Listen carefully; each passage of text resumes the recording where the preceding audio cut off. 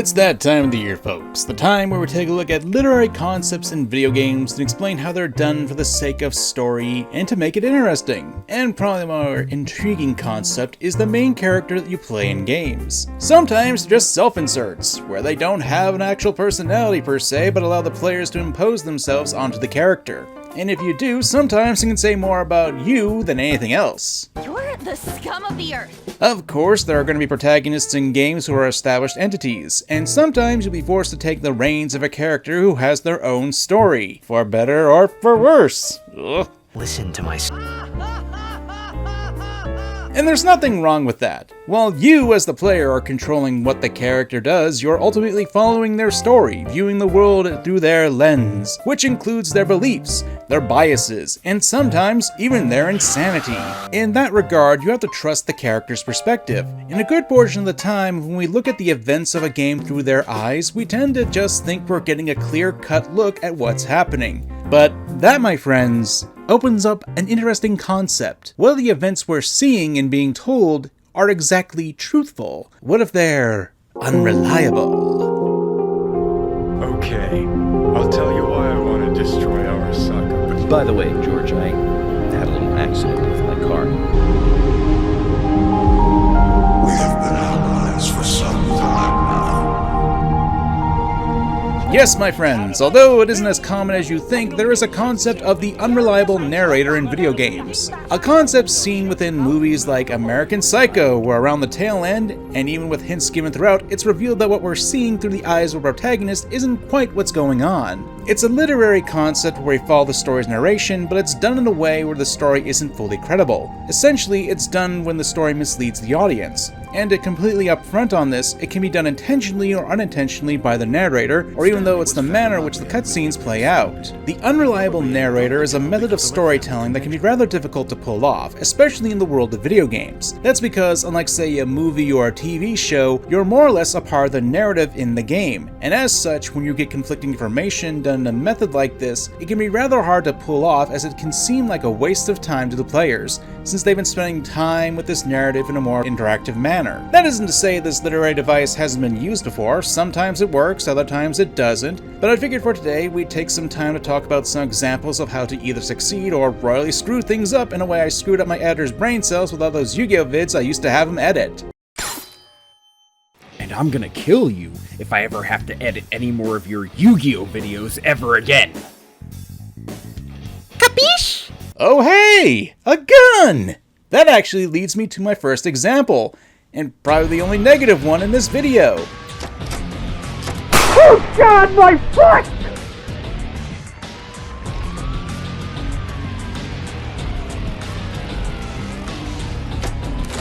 disgusting black creatures. Shadow the Hedgehog. The first example. One of a hedgehog that I'm sure people have seen kill others with a pencil. And yes, I am capitalizing on the fact that the third Sonic movie is coming out and has Keanu in the role of the oh-so-razor-sharp hedgehog.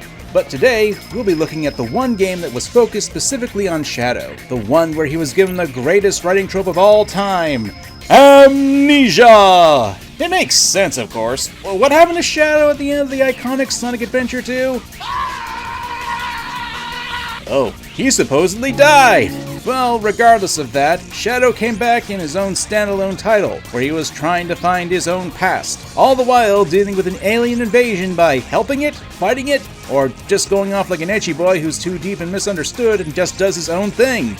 Damn fourth Chaos Emerald. Get out of my sight. It all depends on what you want to do with the game. Also, Shadow can figure out his past. Now, amnesia is a cliched trope. But if you know anything about me and my channel, I don't care if a trope is cliched or not. It's how it's implemented that makes it good or bad in my eyes. And amnesia is a rather common way to make a narrator, in this case Shadow himself, to be unreliable. Because the game frames this in a way where Shadow may not actually be the Shadow from Sonic Adventure 2. I mean that as an actual character and not just the fact that Shadow lost his memories. Because depending on the multiple endings you can get, you can have Shadow think he's an android. And this is stuff that was hinted at in Sonic Heroes, and was turned to a gigantic cluster of deranged mess in this game. Now, this title has a bit of a nasty reputation, what with it having issues with its controls, the fact that it was chasing the 2000 trend of making colorful IPs and rolling them up to a ball of crawling in my skin's level of edge. Now, I'm not saying Shadow himself was a cute and sweet innocent summer child who rolls around in his own feces like a dog. In the first game, he literally saw his first friend Maria being gunned down right in front of him. But to me, Shadow as an unreliable narrator is one of the weaker examples of the trope. And I say this because there really isn't a set story that the game is obfuscating you from. What I mean is that the goal of the game is for Shadow to collect the Chaos Emeralds, which in turn will tell him about his past. However, that past can be extremely dependent on how you go about the story. Each one is conveniently also based upon what he was just told about himself. Now, I'm not expecting Shakespearean writing when it comes to Sonic the Hedgehog. Hell, people will tell you that Shakespeare wasn't even that good of a writer. But I'm also not one to think that something is automatically slop either. But the point of an unreliable narrator is to get the veil to slowly lift and have a sudden realization that makes sense in hindsight. At least that's how I view it. And while I will give applause for there being an attempt to tailor the game to how the players engage with the narrative, it feels a bit too loose for me to say it's a good example of an unreliable narrator. Mainly because, and this is the big issue, we don't get to learn anything about Shadow's past. It's just window dressing, really. At most, we learn from the beginning that Shadow was an experiment based around Black Doom, and that's it. We don't truly learn anything new as what was a gripping tale in the game where Shadow made his debut. But I want to make sure you understand that the real issue isn't that you can change the backstory for Shadow. Multiple endings can work, especially for unreliable narrators. It's that we're not really given any insight into the character's past, which has been done, and done in a really good way. In a silent way? Maybe.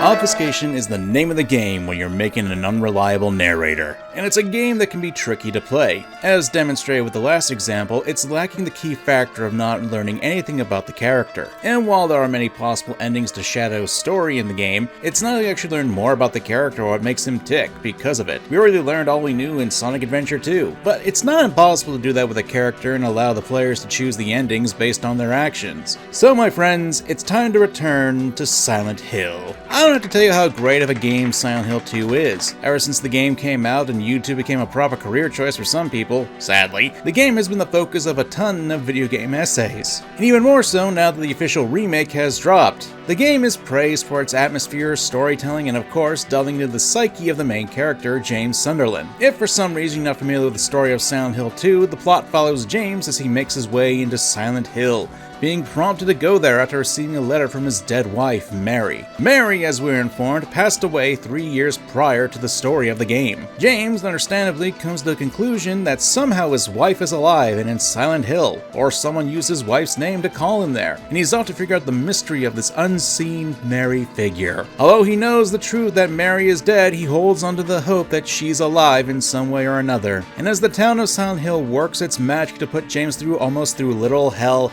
he perseveres to find that glimmer of hope. Sounds pretty good, right? But it's wrong! Anyone who is familiar with Silent Hill 2 will know that the starting premise and information that James gives the player is false. As throughout the game, you begin to unravel the truth. And the truth is, James murdered Mary only a few days prior to the game, and that she had contracted a disease 3 years before. But when she did, that's when James saw her life was over.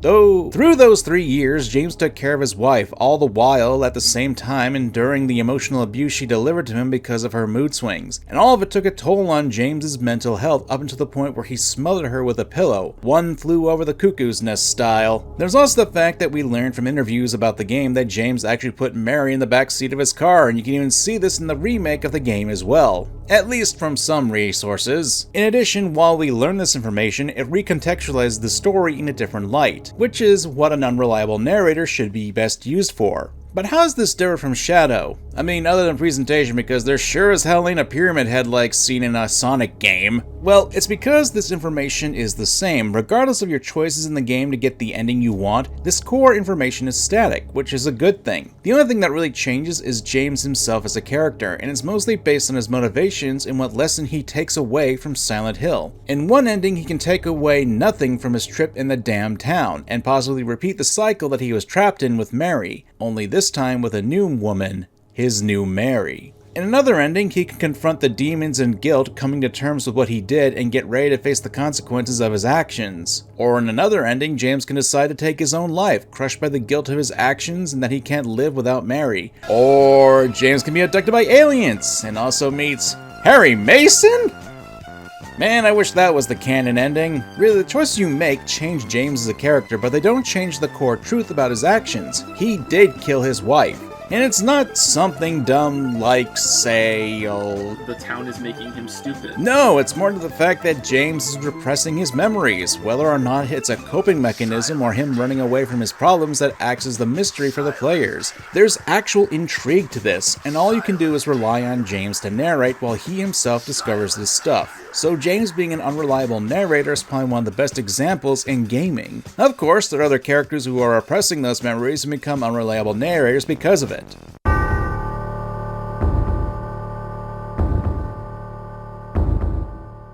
Often touted as one of the best games ever made, Final Fantasy VII also features an unreliable narrator in the form of its lead protagonist, Cloud Strife. Most notably, it has to do with the backstory of the game, focusing on the Nibelheim incident. If you're not familiar with the story of Final Fantasy VII, here's a quick recap. 7 years before the events of the game, a young Cloud Strife, after joining the elite military service soldier, was sent on a mission with his hero and the #1 combatant.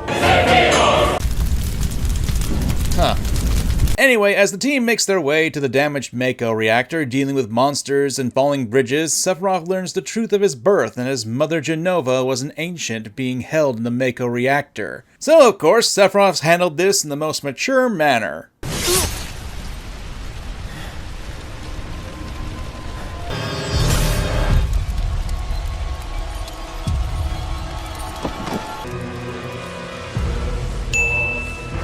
Awesome!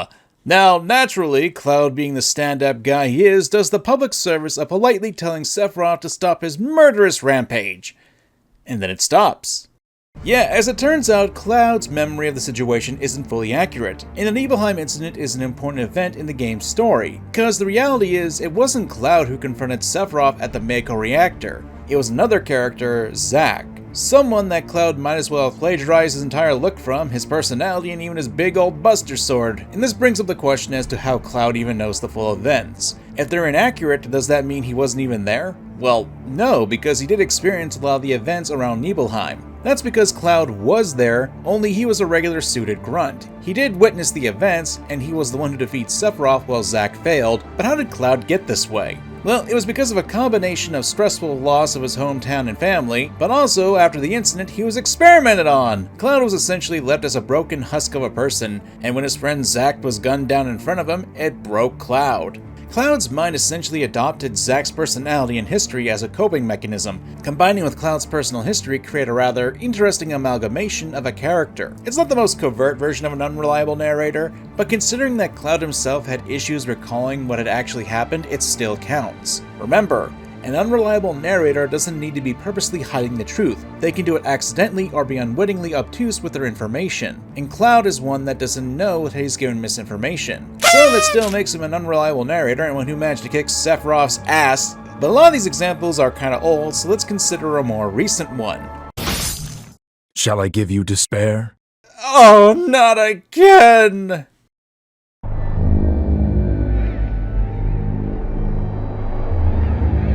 In 2024, there was a small indie game that was released, a few months ago at the time of me writing this. It was a horror game, focused on the psychological aspects of being trapped in space, with nothing but a bunch of mouthwash to eat, and tons of people you can't trust. We're talking about Mouthwashing. Now, I do need to stress there's going to be some talk of nasty stuff such as sexual assault, murder, and overall general douchebaggery. So if you don't want to deal with that, well, that's why there are chapters. That and it's quite a big spoiler right there.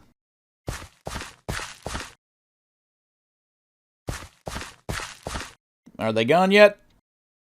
Okay, let's get into the messed up stuff. Mouthwashing begins with us having a first-person perspective, where we watch someone frantically going around a cockpit, while a warning message flashes on the screen. We use an emergency key and things begin to go to shit. As it turns out, the transport ship that we're on crashed into an asteroid, with the 5 crew members now trapped in a ship that can't move, their supplies dwindling, and their sanity slowly slipping away. The crew consists of Curly the captain, Jimmy the co-pilot, Swansea the mechanic, Anya the nurse, and Daisuke the intern.